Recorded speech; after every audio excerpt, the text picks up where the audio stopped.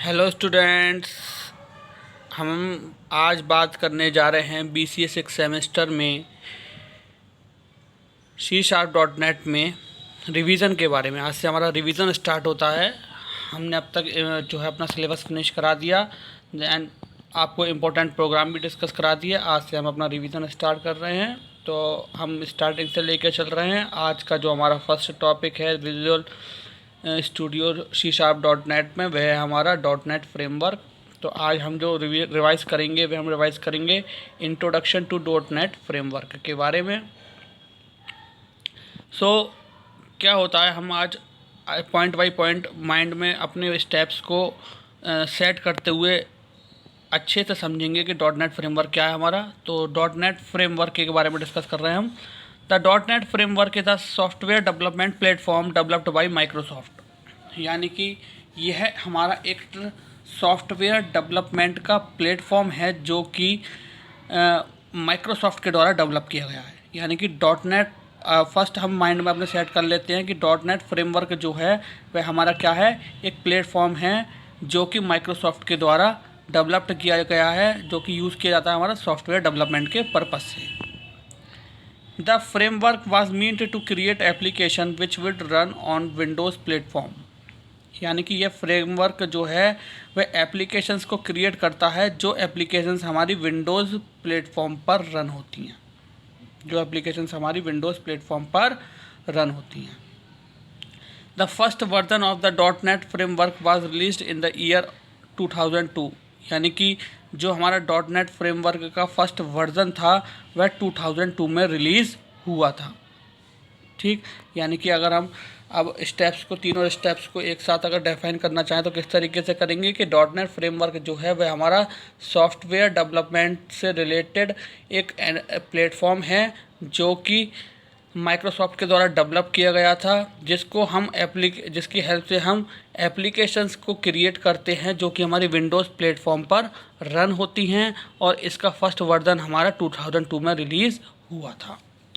The .NET framework can be use to create both form based and web based application. यानी कि .NET framework जो है वह हमारा फॉर्म बेस्ड और वेब बेस्ड एप्लीकेशन को डेवलप करने के लिए यूज़ किया जाता है। Web services can also be developed. Web services जो होती है हमारी, वह हम .NET फ्रेमवर्क की हेल्प से ही डेवलप करते हैं। ठीक है, वेब सर्विसेज जो होती हैं उसको भी हम .NET फ्रेमवर्क की हेल्प से ही डेवलप करते हैं। The framework also supports various programming language such as visual basic and C#। ये फ्रेमवर्क जो है ये हमारा वेरियस प्रोग्रामिंग लैंग्वेजेस को सपोर्ट करता है, जैसे कि हमारा विजुअल बेसिक है और C# है। So developer can choose and select the language to develop the required application. तो यह हमारे डेवलपर पर या प्रोग्रामर पर डिपेंड करता है कि वह कौन से एप्लीकेशन को चूज़ करता है अपनी सॉफ्टवेयर को डेवलप करने के लिए। ठीक, तो यह हमने जो डिस्कस करा आज, वो हमने रिवाइज करा क्या कि हमारा .NET फ्रेमवर्क क्या होता है और इसका क्या टास्क होता है जो ये परफॉर्म करता है। अब आइए इसके हम आर्किटेक्चर के बारे में डिस्कस करते हैं कि हमारा .NET फ्रेमवर्क का आर्किटेक्चर क्या होता है। तो ये आपके सामने है .NET फ्रेमवर्क का आर्किटेक्चर। तो इसमें जो हमारी लैंग्वेजेस आती हैं वह आती है हमारी WinForms, देन ASP.NET यानी कि active server pages .NET, then ADO.NET यानी कि ActiveX data object .NET। Then library की बात करते हैं तो लाइब्रेरी इसमें जो आती है वो हमारी आती है फ्रेमवर्क क्लास लाइब्रेरी, जिसमें कि हमारी नेम स्पेसेस डिफाइन होती हैं। नेम स्पेसेस की हेल्प से हमारे फंक्शन वर्क करते हैं।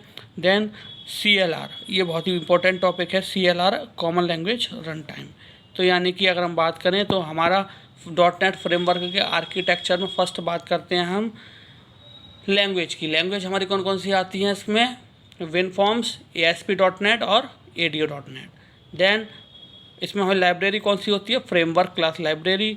देन इसमें हमारा CLR होता है। CLR का क्या स्टैंड करता है, वो CLR common language run time के लिए। ठीक है, तो ये हमारा जो एक डायग्राम आपके सामने है .NET फ्रेमवर्क आर्किटेक्चर का।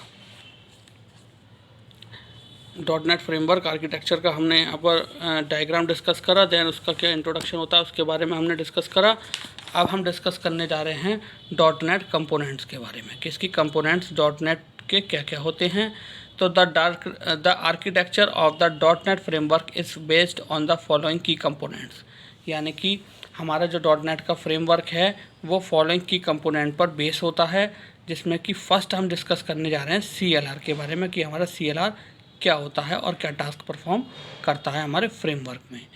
सो the common language run time the virtual machine component of the visual Microsoft dot net framework manages the execution of dot net programs, यानी कि हमारा जो the common language run time होता है यानी कि CLR जो होता है हमारा वह वर्चुअल मशीन कंपोनेंट होता है माइक्रोसॉफ्ट डॉट नेट फ्रेमवर्क का, ठीक है।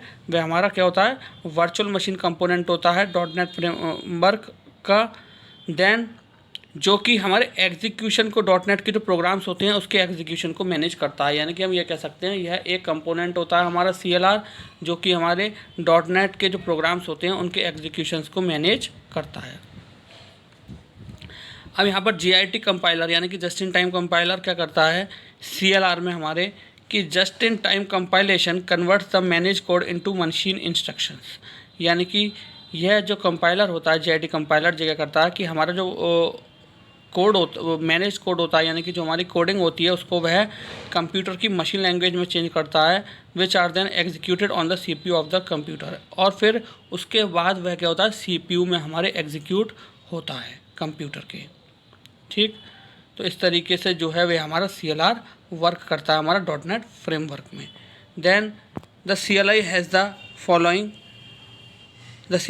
फॉलोइंग की फीचर्स, इसके कुछ की फीचर्स होते हैं कि क्या क्या का फ़र्क हमारा ये परफॉर्म करता है CLR। Then first one is exceptional handling, यानी कि जो हमारे एरर्स आते हैं उनको यह रिमूव करता है एग्जीक्यूशन पर। देन एक्सेप्शंस आर एरर्स विच अगर when the application is executed, यानी कि एक्सेप्शंस जो होते हैं वह एरर्स होते हैं जो कि अकर होते हैं यानी कि क्रिएट होते हैं जब हम प्रोग्राम या किसी एप्लीकेशन को एग्जीक्यूट कर रहे होते हैं। जैसे कि if an application tries to open a file on the local machine, अगर किसी एप्लीकेशन को हम फाइल में खोलना चाह रहे हैं लोकल मशीन पर, but the file is not present, but लेकिन वह फाइल वहाँ पर प्रेजेंट नहीं है, तो हमारा वहाँ पर क्या होगा, एरर क्रिएट होगा। If the application try to fetch some record from a database, अगर कोई एप्लीकेशन किसी डेटाबेस से कोई इंफॉर्मेशन को फैच करना चाह रहा है, but the connection to the database is not valid, but यहाँ पर जो हमारा कनेक्शन डेटाबेस कनेक्टिविटी की गई है वह हमारे यहाँ पर वैलिड नहीं है, तो उस कंडीशन में हमारा यहाँ पर एरर जनरेट होगा, ठीक है। तो इन एरर्स को ही रिमूव करने के लिए हम एक्सेप्शनल हैंडलिंग का यूज़ करते हैं जो कि हमारा कॉमन लैंग्वेज रन टाइम की हेल्प से होता है। Then next one is garbage collection. Garbage collection is the process of removing unwanted resources when they are no longer required, यानी कि गार्बेज का मतलब जो चीज़ हमारे यूज़ में नहीं है उसको हम रिमूव कर दें, ठीक है। यानी कि गार्बेज कलेक्शन एक प्रोसेस होती है जो कि अनवांटेड रिसोर्सेज यानी कि जिनकी ज़रूरत नहीं है और जो ज़्यादा लंबे समय तक रिक्वायर्ड नहीं है उनको वह रिमूव कर देता है गार्बेज कलेक्शन। तो अब इस गार्बेज कलेक्शन को हम कुछ एग्जांपल्स के हेल्प से समझते हैं। Examples of garbage collection: a file handle which is no longer required. If the application has finished all operations on a file, then the file handler may no longer be required, यानी कि file handler जो है वह ज़्यादा लंबे समय तक के लिए हमारे पास उसका यूज़ नहीं है। क्योंकि एप्लीकेशन जो है, यदि एप्लीकेशन ने सारे जो उसके ऑपरेशंस हैं वो परफॉर्म कर लिए हैं, देन द फाइल हैंडलर में नो लॉन्गर भी रिक्वायर्ड, तो इसलिए हमें जो फाइल हैंडलर है वह ज़्यादा लंबे समय तक के लिए रिक्वायर नहीं होगा। The database connection is no longer required, यानी कि डेटाबेस कनेक्शन जो है वह ज़्यादा लंबे समय तक के लिए रिक्वायर्ड नहीं है जब तक कि हमने डेटाबेस कनेक्शंस के जो भी ऑपरेशंस थे हमने परफॉर्म कर लिए, इसलिए हमारा डेटाबेस कनेक्शन जो है वह अब हमारे लिए यूज़फुल नहीं है। तो इसी को हम बोलते हैं गार्बेज कलेक्शन, यानी कि जो हमारे लिए आफ्टर द ऑपरेशन यूज़ में नहीं आता, अनयूज्ड हो जाता है, तो वो हमारा गार्बेज कलेक्शन कहलाता है।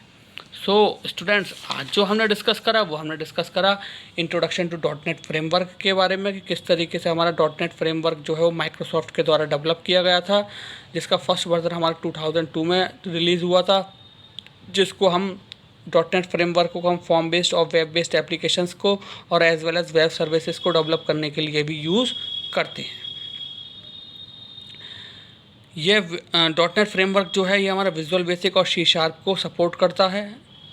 डॉट नेट फ्रेमवर्क जो है वो हमारा सी शार्प और डॉट नेट को सपोर्ट करता है। वह यूज़र पर या प्रोग्रामर पर या डेवलपर पर डिपेंड करता है कि वह अपनी चॉइस के लिए कौन सी लैंग्वेज का इलेक्शन करे, यानी कि कौन सी लैंग्वेज को वह चूज़ करे। डॉट नेट फ्रेमवर्क में हमने जाना कि हमारा जो फ्रेमवर्क होता है उसमें लैंग्वेजेस होती हैं। लैंग्वेज हमारी जो होती हैं, फर्स्ट लैंग्वेज होती है हमारी विनफॉर्म्स, देन नेक्स्ट लैंग्वेज हमारी होती है यहाँ पर ASP.NET, देन नेक्स्ट लैंग्वेज हमारी होती है यहाँ पर ADO.NET। ठीक, अब लैंग्वेज सब के बाद हम बात करें लाइब्रेरी की, तो लाइब्रेरी यहाँ पर हमारी सिंगल लाइब्रेरी होती है फ्रेमवर्क क्लास लाइब्रेरी, जिसको हम FCL बोलते हैं। FCL बहुत ही इंपॉर्टेंट टॉपिक है एग्जाम के पॉइंट ऑफ व्यू से भी, जिसको हम वाइडली अभी डिस्कस करेंगे। देन नेक्स्ट होता है हमारा CLR। CLR का क्या वर्क होता है कि वो डॉट नेट प्रोग्राम्स का जो एग्जीक्यूशन होता है वह उसको मैनेज करता है, और एक्सेप्शनल हैंडलिंग और गार्बेज कलेक्शन जो होता है वह उसको भी परफॉर्म करने के लिए हेल्प करता है। डॉट नेट कंपोनेंट्स के बारे में हमने डिस्कस किया, जिसमें हमने CLR के बारे में डिस्कस किया। CLR का हमने अभी डिस्कस करके चुके हैं। CLR जो होता है वह डॉट नेट प्रोग्राम्स के एग्जीक्यूशंस को मैनेज करता है, और वह जो है की फीचर्स होते हैं उसके कि वह जो एक्सेप्शनल यानी कि एरर्स को जो हमारे एग्जीक्यूशन के दौरान क्रिएट होते हैं वह उसको रिमूव करता है। या तो हमारा डेटाबेस कनेक्शन जो है उसको वैलिड नहीं है तो वह एरर जनरेट होगा, तो वह उस एरर को रिमूव करने के लिए हेल्प करता है। या फिर हम कोई फ़ाइल को ओपन करना चाह रहे हैं बट वो फाइल प्रेजेंट नहीं है, तो उस एरर को रिमूव करने के लिए भी हम एक्सेप्शनल हैंडलिंग का यूज़ करते हैं। गार्बेज कलेक्शन में क्या होता है कि अगर हम कोई डेटाबेस कनेक्शन है हमारे पास या फाइल है जिस पर हम ऑपरेशन परफॉर्म कर चुके हैं और वो अब हमारे लिए अनयूज्ड है, तो वह हमारा गार्बेज कलेक्शन कहलाता है। सो आई होप ये रिवाइज टॉपिक आपको अच्छे से समझ में आए होंगे। सो आज के लिए thank you very much, have a nice day.